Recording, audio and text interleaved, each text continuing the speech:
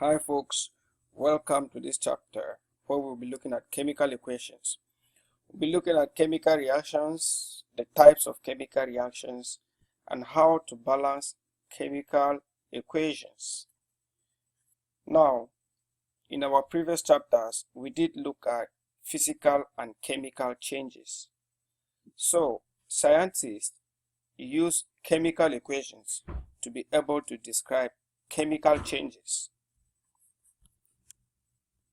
For example, if we have calcium carbonate being decomposed to give us calcium oxide plus carbon dioxide, we call the calcium carbonate a reactant. A reactant is always written to the left of the arrow in a chemical equation, and to the right of the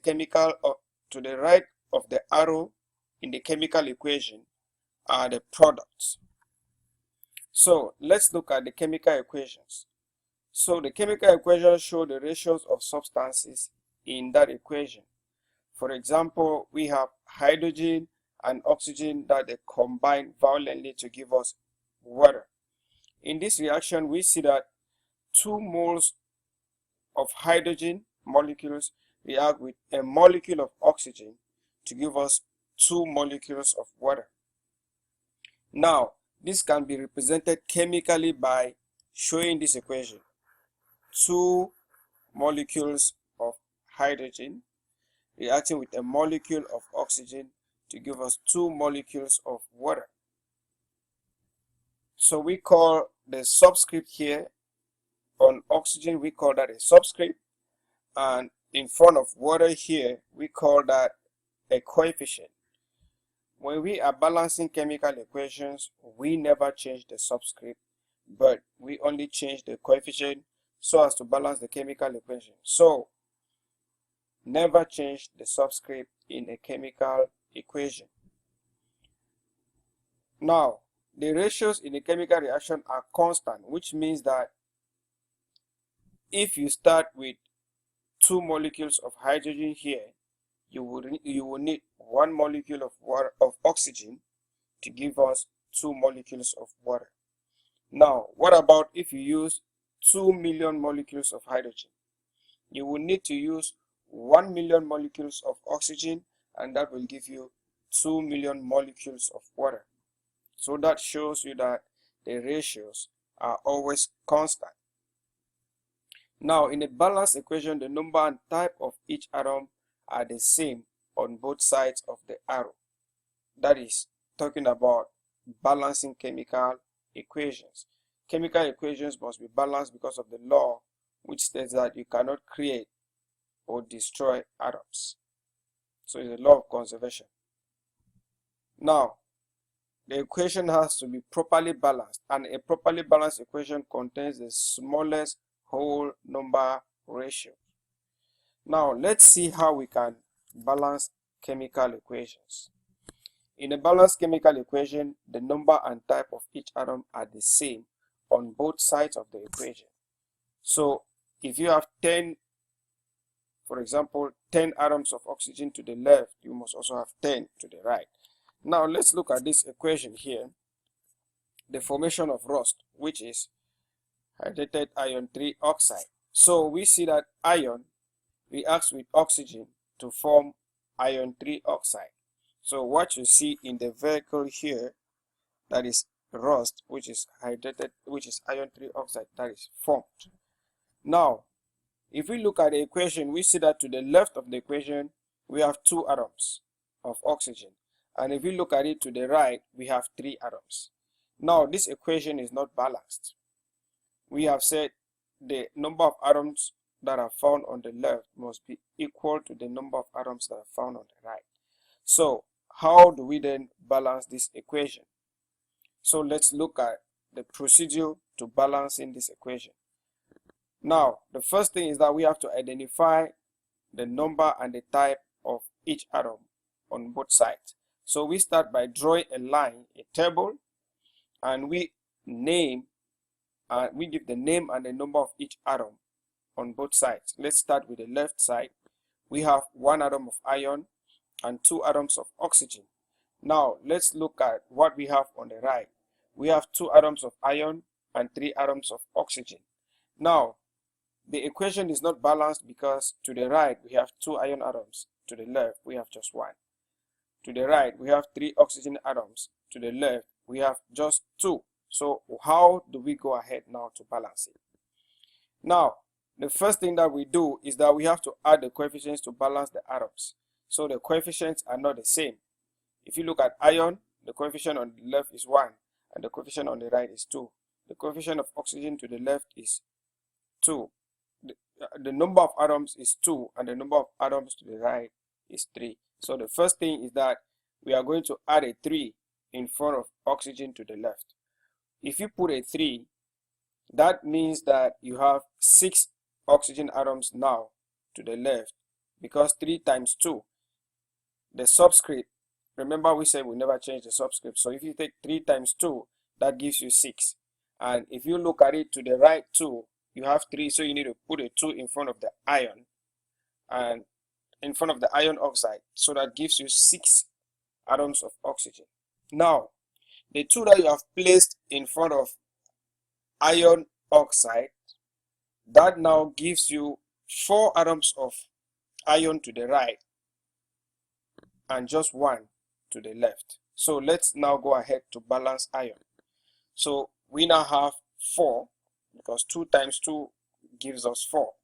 And now only iron is not balanced to the left. So what do? We place a 4 in front of iron to the left. So everything now becomes balanced. So this is the procedure that you use in balancing a chemical equation. So remember, do not change the subscript. Only the coefficients are changed when you are trying to balance a chemical equation. Now let's see how we can balance this other equation. Here we have the reaction of aluminum oxide plus carbon plus chlorine to give us aluminum chloride plus carbon monoxide. So the first thing, we are going to draw our table and we name each atom and the number. So for aluminum we have 2, oxygen we have 3, carbon we have 1, and chlorine we have 2. We do the same thing on the right hand side of the equation. Aluminum 1, oxygen 1, carbon 1, and chlorine 3. Now, to balance this kind of equation, we have to balance the elemental forms last. Which are the elemental forms here? The elemental forms here are carbon and chlorine. Every other thing here is a compound.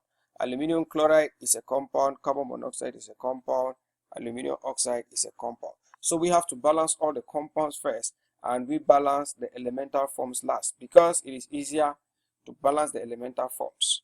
So let's start with balancing the compounds. Now we see that to the left of the equation we have 2 atoms of aluminum, and to the right we have just 1. So if we have to balance the aluminum, we put 2 in front of the aluminum here to the right, in front of aluminum chloride. So that gives us 2 aluminum on both sides. So now we've balanced aluminum. Now the next thing is we have to balance oxygen first.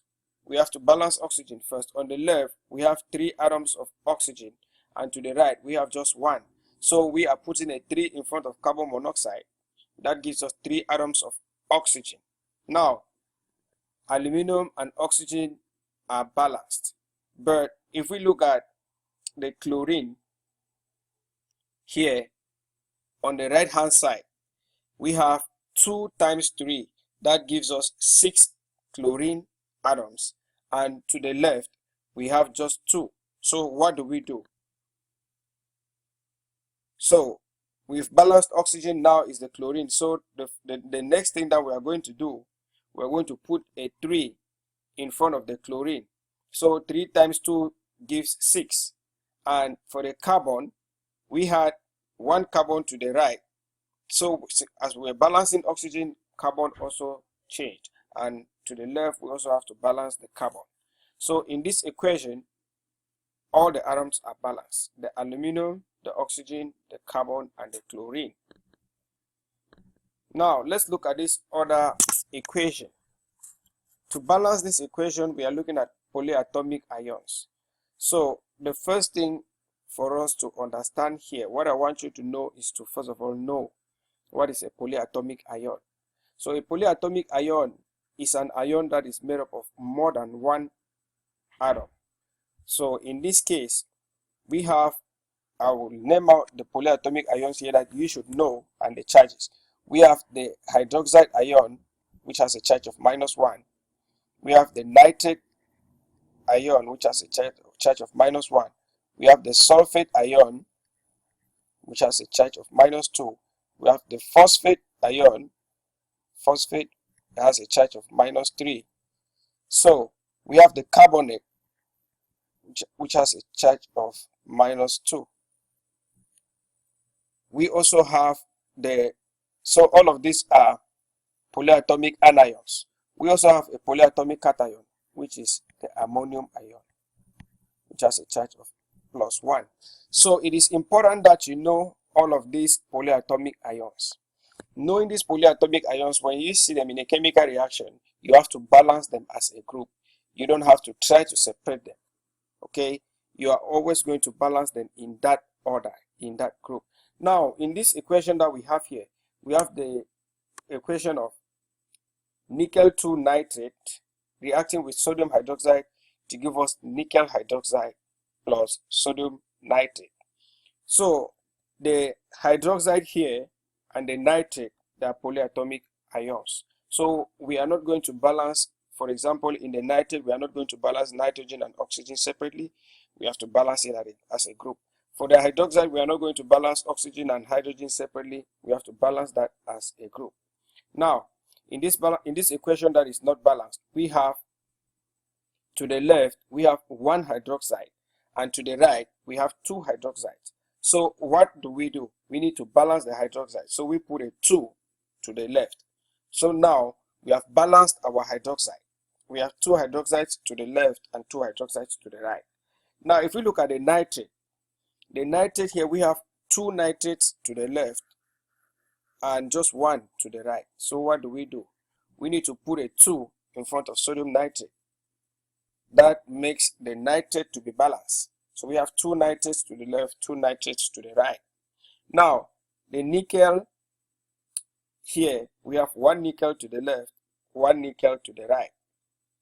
Okay, looking at the nitrate, we have two nitrates to the left, two nitrates to the right. Looking at the sodium, we have two sodiums to the left, two sodiums to the right. And looking at the hydroxide, we have two hydroxide to the left and two hydroxide to the right. And that makes our equation to be balanced.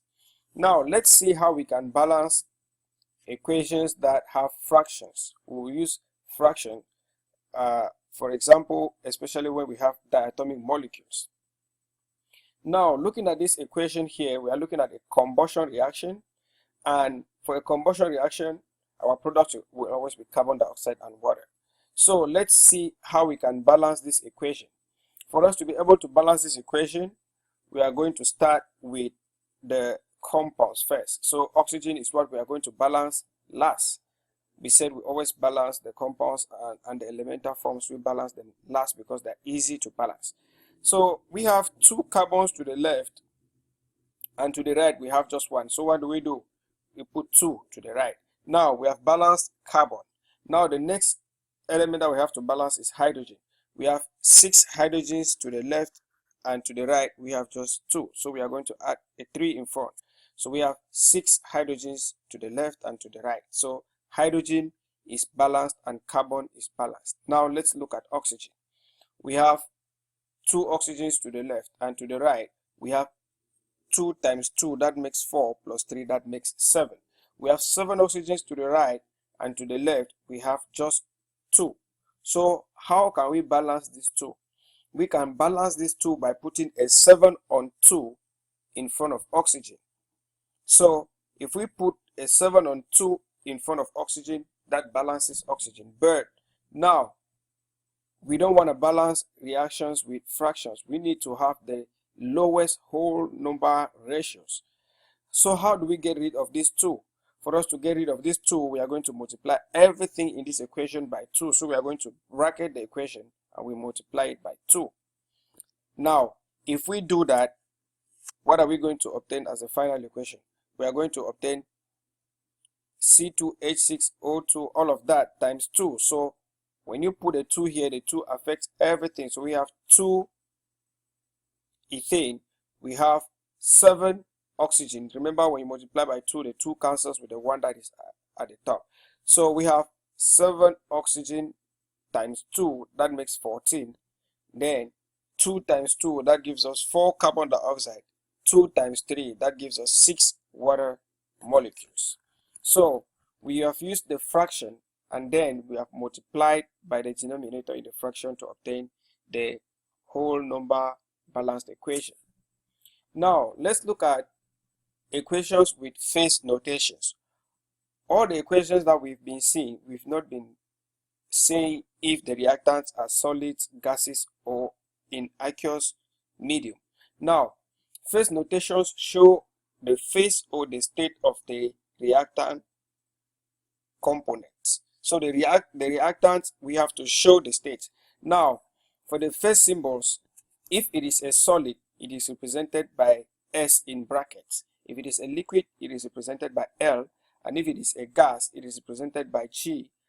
And if we have aqueous, the aqueous solution is represented by AQ. When you see aqueous, it means that it is dissolved in water. Now let's look at an example here that we've already seen.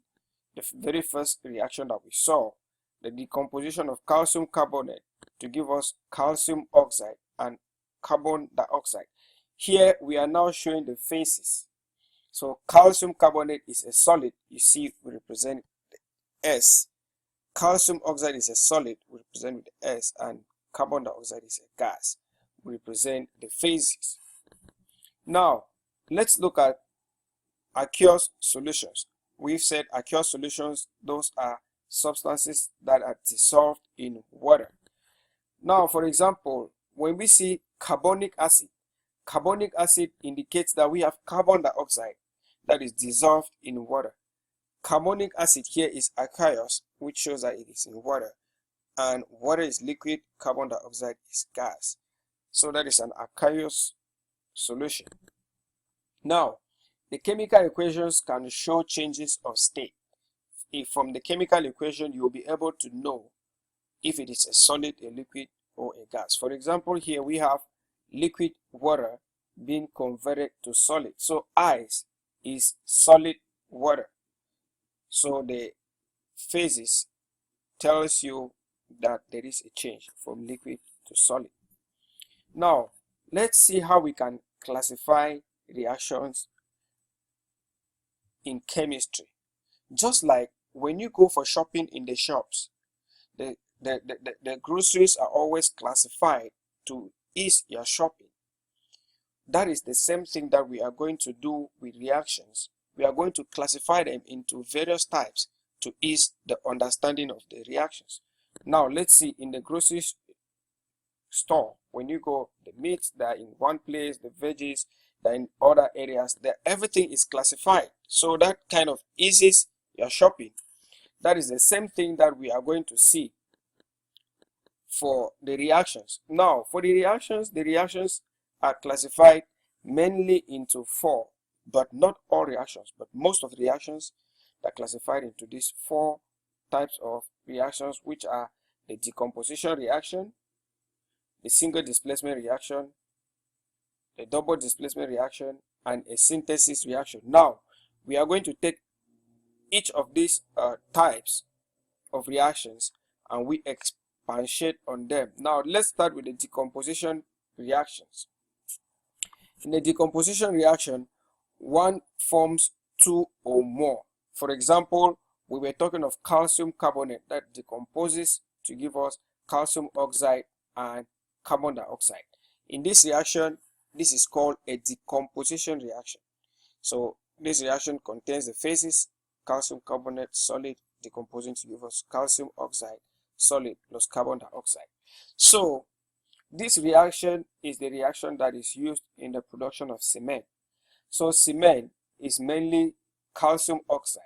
So it is formed by the decomposition of calcium carbonate. Now, let's look at a synthesis reaction. Just from the name synthesis or combination, it means that two or more elements or reactants, they combine to form the product. For example, let's look at calcium oxide reacting with water to form calcium hydroxide. Now, the reactants here, they combine to form a product. The same thing, we could still also have carbon solid plus oxygen gas to give us carbon dioxide gas. So all of these are synthesis reactions. So you take one or two reactants, they combine to give us the product. So we also have hydrogen reacting with chlorine to give us hydrogen chloride gas. Now let's look at the next type of reaction. This is called the single displacement reaction. And in a single displacement reaction, one element replaces another element. Let's see an example here. We have zinc solid reacting with copper sulfate to form zinc sulfate plus copper solid. Here we have zinc that is going to displace copper in copper sulfate. As you see, it's going to displace copper and you are going to have zinc sulfate plus copper. So copper is now formed as the elemental substance. Now the second example here, we have tin reacting with hydrochloric acid, and we see that tin is going to displace hydrogen to form tin chloride plus hydrogen. This is single displacement. You see, only one of the substances or of the atoms is being displaced. Now let's look at the double displacement reaction. In a double displacement reaction, two ions replace each other. For example, here we have potassium chloride and silver nitrate. So we are going to swap the anions. There is a swap of the anions. So the nitrate that we have here on silver, it is going to be found with potassium, and the chloride that we have here with the potassium is going to be found with the silver. So that gives us potassium nitrate plus silver chloride. So there is that swap of the ions. So the ions swap their positions. Now, for the single and double displacement reactions, we are going to demonstrate that using a dance. So for example, in the first case here, this is a single displacement reaction. Here, copper sulfate, that is the dancing pair. You see, zinc here is just by himself. And we see that in the single displacement reaction, the zinc here is going to displace the copper. And you see in the product here, now we have zinc dancing and the copper is watching. So that is the single displacement. It is called single displacement or single replacement. If you see any of those words, don't get confused. It's the same thing. Now for the double displacement, we see that the two are going to swap their ions. For example, here the ladies in this double displacement, let's say the ladies are the ions and the men, you see here in the first case for potassium chloride, he has a red hat and the lady is wearing a red dress. And for silver nitrate, he has a blue hat and the lady is wearing a blue dress. Now in the product, you see that there has been that swap. The guy with the red hat is now dancing with the lady with the blue dress, and the guy with the blue hat is now dancing with the lady with the red dress. So that is a double displacement or replacement reaction. Now, summarily, we've said for decomposition reaction, one forms two or more. So we have a substance that it is decomposing. For example, water. The water that decomposes gives us hydrogen and oxygen. Calcium carbonate decomposes to give us calcium oxide and carbon dioxide. We've said for single replacement or single displacement, one element replaces another. We've said for the double displacement, two ions replace each other, and for the synthesis, two form one. Now, there are other types of reactions. Now, let's look at reactions between metals and non-metals. So when metals react with non-metals, they form the kind of compounds that we call ionic compounds. Please take note. Ionic compounds are formed between non-metals and metals. Now, let's look at an example here, aluminium reacting with bromine to form aluminium bromide. So we have the metal cation and the non-metal anion that are found in the ionic compound. So they are combined together. Now, the cation is oxidized. That is the metal. The metal is oxidized, and oxidation means that it loses electrons. And the anion, the non-metal, is reduced. Reduction here means that it gains electrons. Now, let's look at the reaction between calcium here and sulfur to form calcium sulfide. Now, the calcium, if we look at the Lewis symbol for calcium, it has 2 ions, and the Lewis symbol for sulfur, sulfur has 6 ions because it's found in group 6. Calcium has 2 ions, 2 electrons, 2 valence electrons because it's found in group 2. Now, we see that there is going to be that transfer of those 2 electrons of calcium to the 6 electrons to make sulfur to have an octet and also calcium to have an octet. So the calcium here is being oxidized, okay, because it loses 2 electrons. And then the sulfur is being reduced. The sulfur gains 2 electrons. Now let's look at another example here. Magnesium reacting with chlorine to give us magnesium chloride. We know that each magnesium atom has 2 valence electrons. So if you write the Lewis symbol for magnesium, it has 2 valence electrons, and each chlorine, it has 7 valence electrons. So for us to form magnesium chloride, the magnesium is going to lose 2 electrons and each chlorine atom is going to gain an electron. So that is what happens to form the magnesium chloride. Now, this is the periodic table that shows us the reaction between metals and non-metals. They form specific stable ions. So these are just, we are looking at just the monoatomic atoms here. Now, let's look at this other example here. What compound is formed? Now we are predicting the product. What compound is formed when aluminum reacts with chlorine gas? Write a balanced equation for this reaction. So the first thing is that we need to know the charge on aluminum, and we also need to know the charge on the chlorine. So the aluminum has a charge of 3 plus and chlorine has a charge of Cl minus. Now, for a compound to be formed between 2 of them, the charges must be neutral, which means that what? We are going to need 3 chloride ions to react with 1 aluminum. So that makes it now to be neutral. So we are going to combine the 3 chlorides with the 1 aluminum to give us the aluminum chloride. Now, remember, chlorine is a diatomic molecule. For us to write the balanced equation, if we look at this equation that we've written here, we have 1 aluminum to the left, 1 to the right. So aluminum is okay. But we have 2 chlorine atoms to the left and 3 to the right. That is not balanced. So we are going to balance that. We said we always start by balancing the compound and then we balance the elements last. So if we have to balance the aluminum now, if we put 2 here in front of aluminum and put 2 on the product, that will make 6 for the chlorine. And if we put a 3 in front of the chlorine here, that balances everything. So we see that for the reaction to take place, we need 2 aluminum plus 6 chlorine. That is for the balanced equation. Now, let's look at reactions between metals and non-metals. Another practice, we are going to be looking at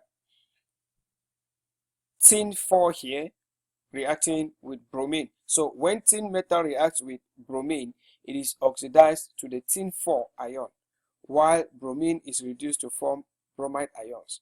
Write a balanced equation for this reaction. So we are looking at tin 4 and the bromide. So the charge here alone tells us how many bromides we will need. So we are going to have 4 of the bromides reacting with 1 tin. So let's go ahead to write the equation and balance it. So tin reacts with bromine. Remember the halogens, they are diatomic molecules. I enumerated them. We have fluorine, we have chlorine, we have bromine, we have iodine, as well as oxygen and nitrogen. So all these are diatomic molecules. So you will always see them that way. So now, if we look at our reaction here, we have 1 tin to the left, 1 to the right. We have 4 bromine to the right and 2 to the left. So it's easy to balance the bromine. We just put a 2 and the reaction is balanced. Now, let's look at the next type of reaction. It is called a combustion reaction. A combustion reaction is a reaction in which oxygen gas combines with elements or compounds to produce oxides. For example, we have tin reacting with oxygen to form tin oxide. We have carbon reacting with oxygen to form carbon dioxide. We have sulfur reacting with oxygen to form sulfur dioxide. So all of these are called combustion reactions. So you see here that combustion reactions are a type of synthesis reactions, because we say for synthesis 2 combine to form 1. So combustion reactions are a kind of synthesis reactions.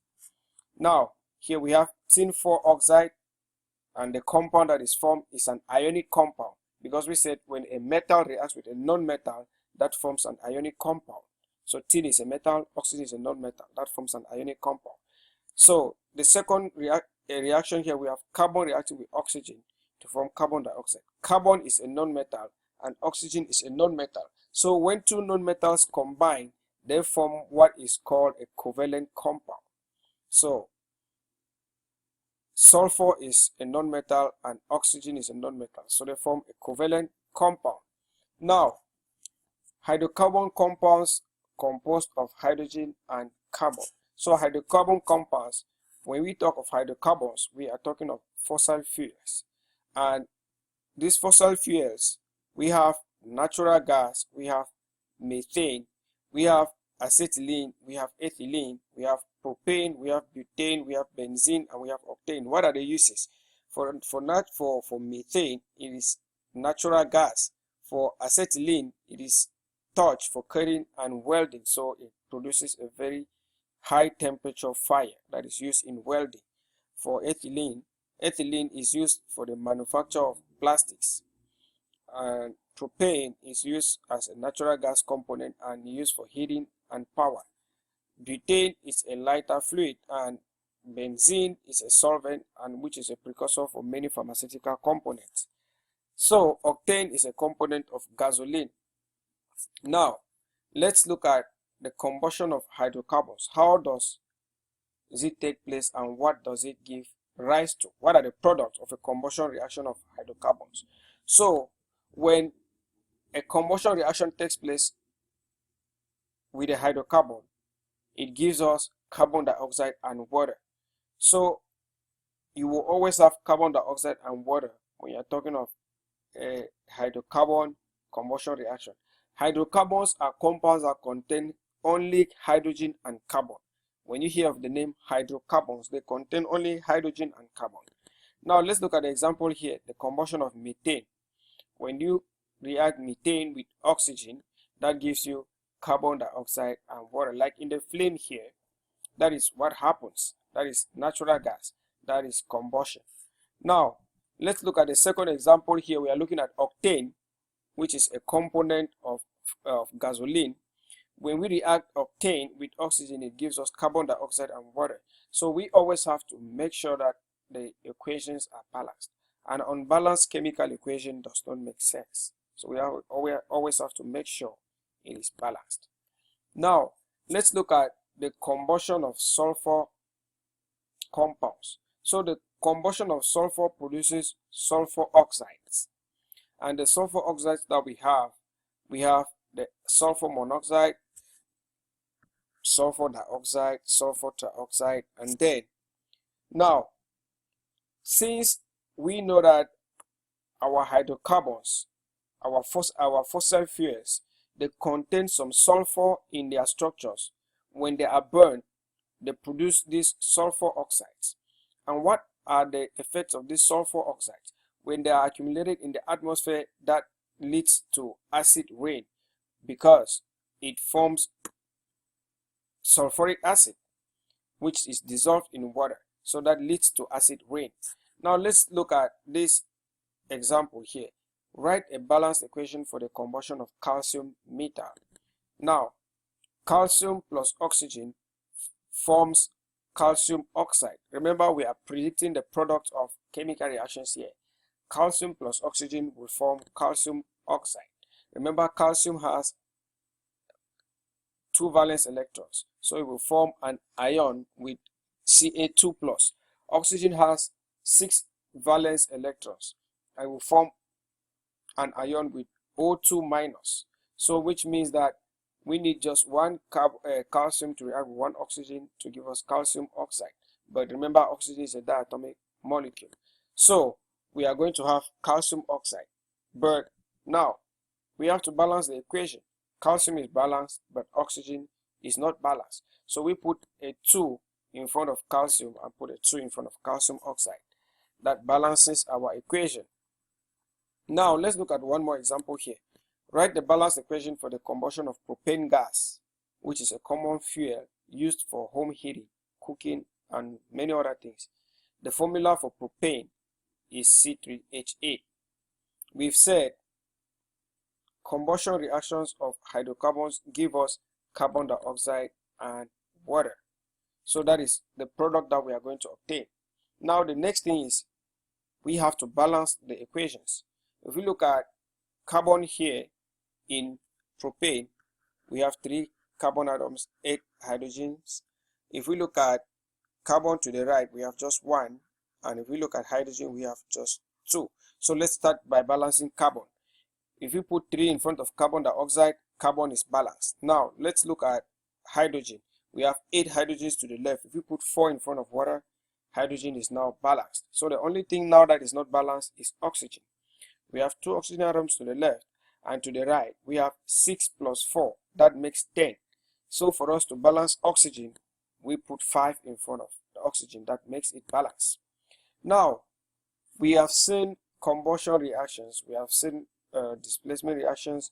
Now let's look at reactions in aqueous solution. We said when you hear of aqueous, it means that it is dissolved in water. So ionic compounds dissociate when they are dissolved in water. And what are ionic compounds? We said ionic compounds are compounds that form between metals and non-metals elements. Now, so in this picture here, we are seeing water molecules, and we see some dissolved ions in it. So these are the dissolved ions. This is the anion, this is the dissolved cation. So this is the dissolved anion, and this is the dissolved cation. So this is an aqueous solution. Now let's compare molecular and ionic equations. For molecular equations, let me show you an example. This is a molecular equation. In a molecular equation, we give the reactions just as they occur, but in an ionic equation, we give the reaction as it takes place in water, because ions are formed when the reaction takes place in water. So a molecular equation shows ions together as compounds, while an ionic equation shows dissociated ions as separate species. For example, if we look at potassium bromide solid here to potassium bromide aqueous, this is a molecular equation.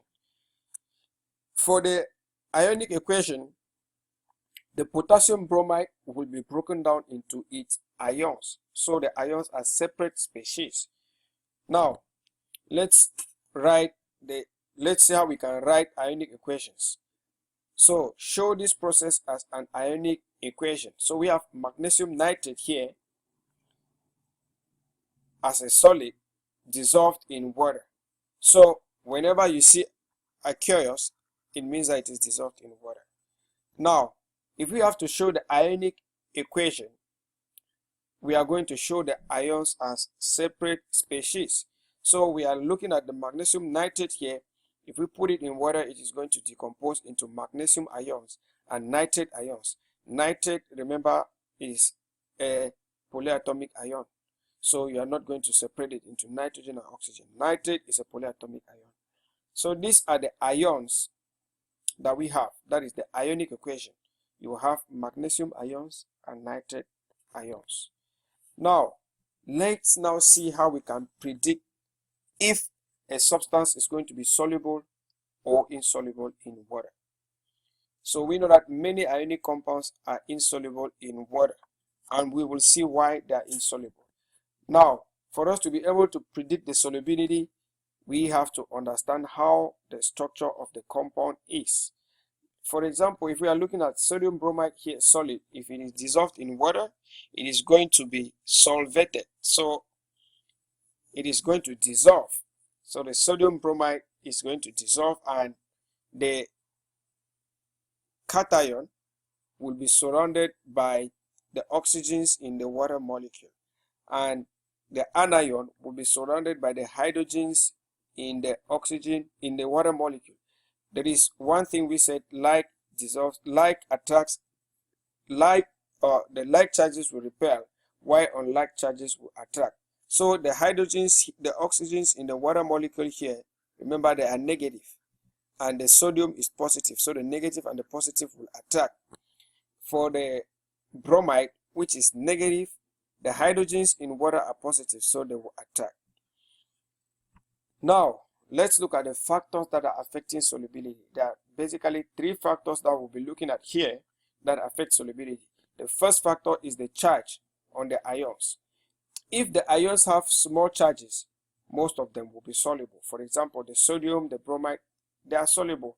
If you start looking at the lead-2, the sulfates, the phosphates, most of them will be insoluble. The next factor that we're looking at the size of the ions. And the next, we are looking at how tightly the ions are packed together. Now, let's look at the ones that have small charges here. For example, the sodium chloride. You see the sodium has just one and the chloride has just one. So they are soluble. Potassium nitrate and ammonium bromide, they are soluble because of the charge on the ions, the size of the ions. Now let's look at this other example. The iron 3 oxide, the lead sulfide, and barium carbonate. When you look at the charges on the ions, you see iron has a charge of 3 plus and oxygen has a charge of 2 minus. So the higher charges makes them to be insoluble. Now let's look at the solubility rules. There are rules that when you master these rules and you are given a compound, you'll be able to state if it will dissolve in water or not. Now, the halogens, that is fluorine, bromine, chlorine, and iodine, they are soluble except when they are bonded to silver 1 or lead 2. So all the fluorides, chlorides, bromides, and the iodides are soluble except those of silver 1 and lead 2. So these ones will be soluble. Potassium fluoride, zinc chloride, iron bromide, and copper iodide, copper 1 iodide. All of them are soluble. Now, the ones that are insoluble are any of them that are associated to silver 1 or to lead 2. For example, silver fluoride, silver chloride, lead bromide, and lead iodide. Lead 2 bromide, and lead 2 iodide. All of them are insoluble. Now let's look at this table here that summarizes the solubility rules. The very first thing is that when we looked at the periodic table, I gave you the main groups in the periodic table. I said the group 1 metals are called the alkali metals, the group 2 are called the alkaline earth metals, the group 7 were called the halogens. Now, we are going to see that all the alkali metals, so they are going to be soluble. So those are compounds containing these ions. All the compounds that contain these ions are nearly always soluble. And compounds that also contain the ammonium ion, remember the ammonium ion is a polyatomic ion, a polyatomic cation. So most of them, the compounds that contain this ammonium ion, they are always soluble. Now, the large oxyanions. Oxyanions are anions that contain oxygen, like for the nitrates, the chloride, the chlorate, and the acetate, they will always be soluble. Now let's look at the compounds containing these ions, compounds that contains the halides.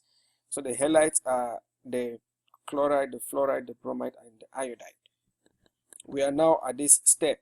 We've said all the halides are soluble except those of silver 1 and lead 2.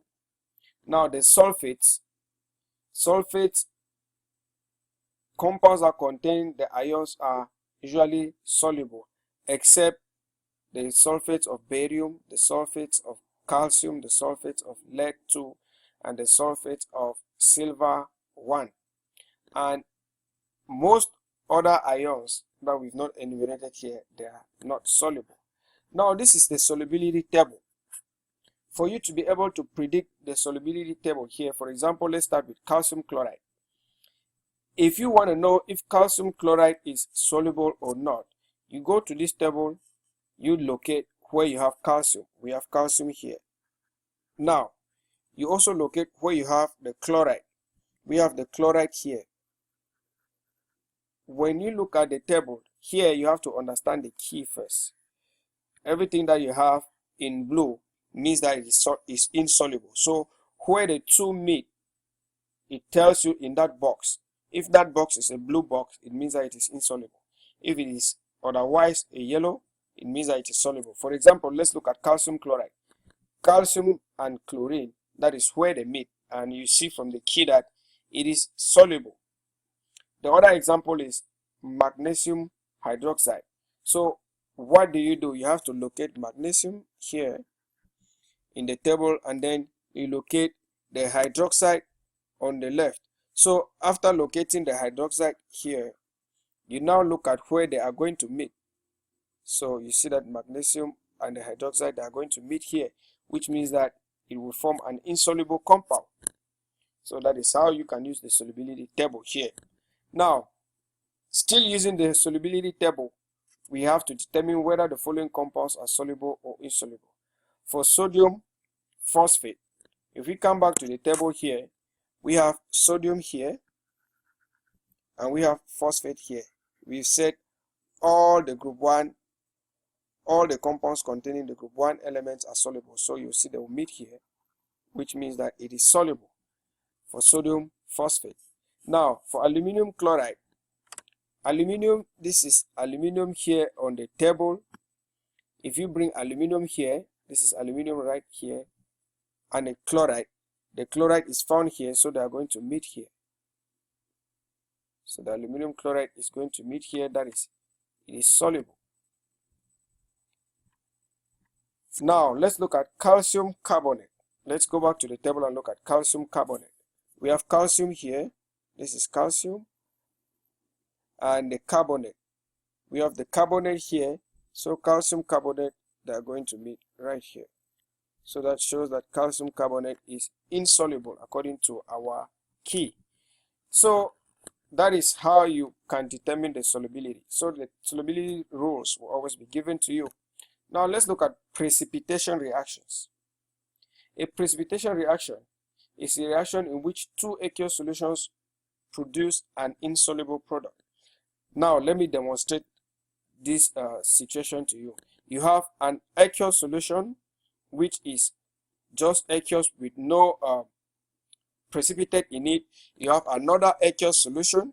For example, these two aqueous solutions, we have lead nitrate and sodium iodide. All of them are soluble. But when you mix these solutions together, they form a precipitate. Now, the product that is formed, it is insoluble. So this is a precipitation reaction. So we are reacting lead nitrate plus sodium iodide, which produces lead iodide. Look at what we have here. Solid. Everything is aqueous. Everything is aqueous for the reactants, but you see that in the product we have a solid and another aqueous compound, the sodium nitrate. Now, the driving force for this reaction is the precipitate that is formed here. That is the driving force for this reaction. So the precipitate is the solid product that is formed, and it is the driving force for this reaction. So that is what happens for the reaction. It is the swap of anions. So that is a double displacement reaction. So a precipitation reaction is a double displacement reaction. Now, let's look at how precipitate reactions occur, how the precipitations occur. So we have the lead nitrate and the sodium iodide ions. So when they dissolve in water, they are already ions. Now, the lead and the iodide, they combine, and the nitrates remain dissolved in aqueous solution. So that is what happens. We are looking at the ionic equation. That is we are looking at the overall ionic equation, because when you dissolve lead nitrate in water, it gives you the lead ions, the nitrate ions, and when you dissolve sodium iodide, it gives you the sodium ions and the iodide ions. And the product that is going to be formed will be the lead iodide, which is the solid, the precipitate, and the sodium and the nitrate, they remain in solution. We call these ions, the sodium and the nitrates that don't lead to the formation of a product, we call these ions spectator ions, because they are just spectators. The only thing that occurs here are these ones in red. These are the ones that leads to the formation of this solid product. The nitrate and the sodium, they are spectator ions because they do not participate in the formation of the precipitate. So the driving force is the formation of the solid. Now, let's look at net ionic equations.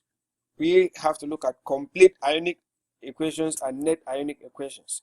So this equation that we've just seen here for the formation of lead iodide, this complete equation here is called the complete ionic equation, where we have the spectator ions and everything. Now, if we want to write the net ionic equation, the net ionic equation contains only those ions that leads to the formation of the product. The net ionic equation does not contain the spectator ions. So, if we have to write out the net ionic equation here, we are going to have just the lead ions plus the iodide ions to give us the lead iodide. So that is the net ionic equation. Net, just the ions that lead to the formation of the product. So, let's see a recapitulation how we can write precipitation reactions. So there are three ways to show a precipitation reaction. So the first one is by using the molecular equation, and the molecular equation shows the neutral compounds. The second way is by writing the overall ionic equation or the complete ionic equation. It shows all the ions that are present. And the third case is we use just the net ionic equation, and the net ionic equation omits the spectator ions and shows us only the ions that react to give us that solid precipitate. Now we have to use the solubility rules to always predict if a precipitation reaction has taken place. Now let's look at precipitation reaction practice. So when aqueous silver acetate is combined with aqueous barium chloride, a white precipitate forms. Write balanced complete ionic, net ionic, and molecular equations to show the reaction that takes place. Include phase symbols. So we already started by looking at the periodic table, where we saw the elements in the periodic table. In this lecture of today, we've seen how to write balanced chemical equations. We've seen how to write the ionic equations, the complete and the net. Now let's put it into practice. The first case here, we have to state the ions that we have. So in this solution, we have the silver acetate solution. So here we have the silver and the acetate. And we've been asked that it's the silver acetate that is combined with aqueous barium chloride. Now, for the barium chloride, we are going to have the barium ion and the chloride ions. Now, let's see. The first case here is that for a precipitate to be formed, remember we've said all the chlorides are soluble except the chlorides of silver 1 and lead 2. So here there is going to be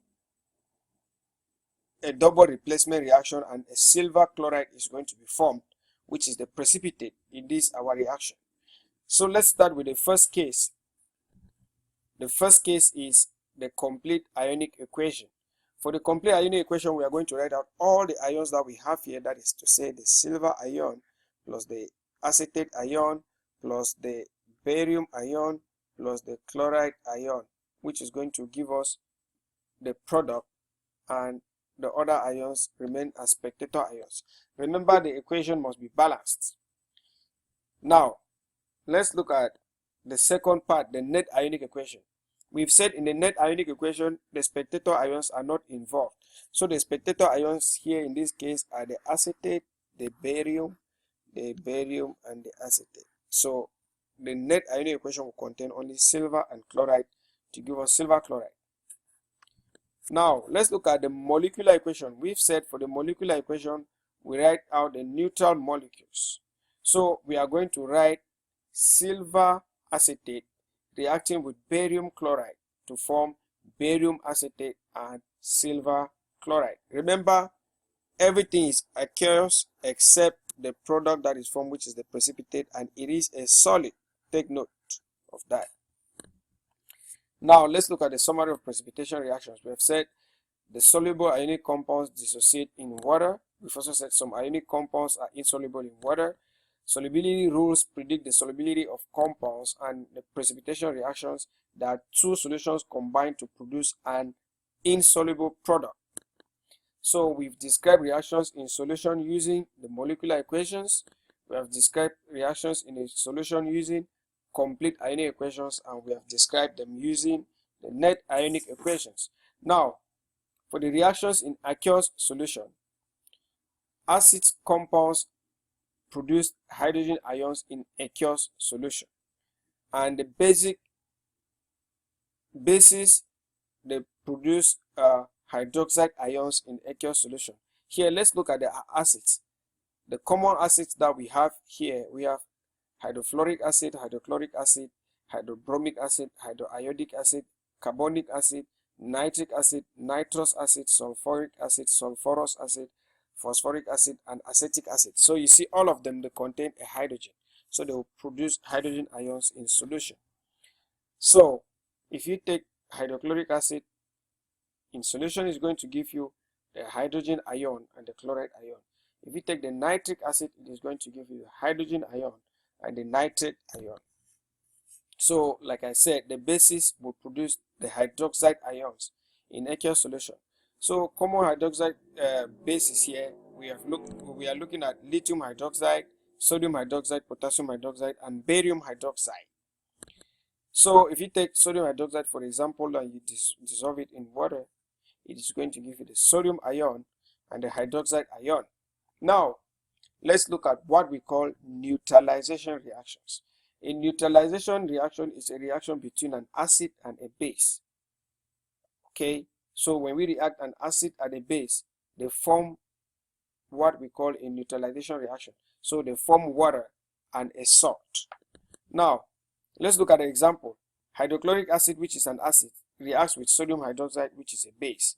So the hydrochloric acid and the sodium hydroxide, so the neutralization reaction you see is also a form of a double displacement reaction. So we are going to have sodium chloride plus water, and the driving force here is the formation of liquid water. Remember, everything here is aqueous. The hydrochloric acid is aqueous, the sodium hydroxide is aqueous, and the sodium chloride here is aqueous. So the only difference here is the liquid water that is formed, which is the driving force for the neutralization reaction. So if we have to give the overall ionic equation, this is what happens. We have the HCl will dissociate to give the hydrogen and the chloride. Sodium hydroxide will dissociate to give the sodium and the hydroxide. And in the process, water liquid is formed, and we have sodium and the chloride ions. So the sodium and the chloride ions, they are spectator ions, and they do not take part in the formation of the liquid product. Now, another example is nitric acid reacts with lithium hydroxide. So if you write out the molecular equation, you see that water will be formed plus lithium nitrate. So the driving force here is still the water liquid that is formed. And we have said when you react an acid and a base in a neutralization reaction, they form a salt and water. So that is what you have for acid plus base reaction. They form salt and water. Now, acid-base neutralization is a double displacement reaction, as I just said. So let's look at this example. The formation of water is the driving force of the reaction. Now, let's look at this practice problem here. Write a balanced equation to show the reaction of sulfuric acid with sodium hydroxide. Include first symbols. So we have sulfuric acid plus sodium hydroxide to give us salt and water because it's a neutralization reaction. So let's see. Sulfuric acid is H2SO4 plus sodium hydroxide. That gives us water and salt. Now, let's look at the species. Are they balanced? If we look at hydrogen, we have 3 hydrogens on the left. That is 2 from the sulfuric acid and 1 from the hydroxide. And if we look at the number of hydrogen atoms that we have to the right, we have just 2. So we have to balance the hydrogens. So if we balance it by 2, if we put 2 in front of water, we have 4. And if we put 2 in front of the sodium hydroxide, we have 4 now. So water is now balanced. So if you look at the sulfate, we have 1 sulfate to the left and 1 sulfate to the right. If you look at the sodium, we have 2 of them to the right and we have 2 of them to the left. So everything is balanced. So that is the overall balanced equation.